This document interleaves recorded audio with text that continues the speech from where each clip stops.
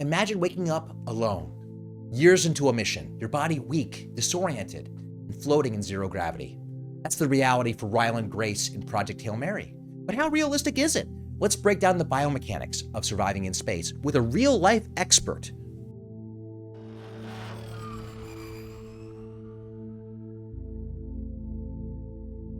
One of the first hurdles Grace would face is muscle atrophy. Essentially, it's what happens when muscles weaken from disuse.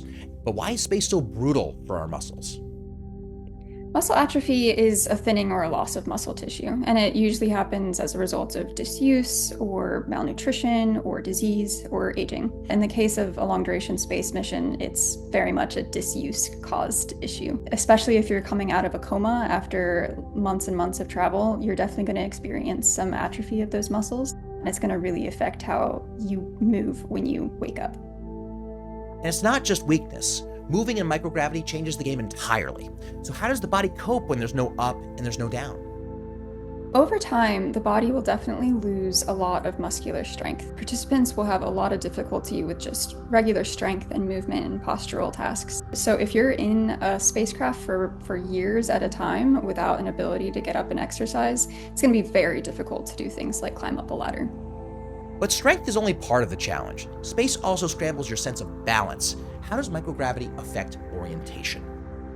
The sense of balance and orientation changes a lot, primarily during gravity transitions. Your brain is actually able to adapt pretty rapidly over the course of a few days to a few weeks to a change in gravity for orientation perception.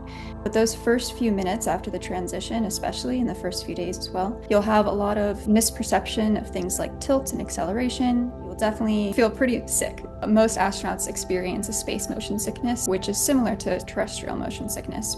Probably the biggest risk for astronauts these days is actually skeletal bone loss, similar to osteoporosis here on Earth, but where somebody with osteoporosis has maybe 2% bone loss max a year, astronauts experience up to 2% bone loss a month while they're in space.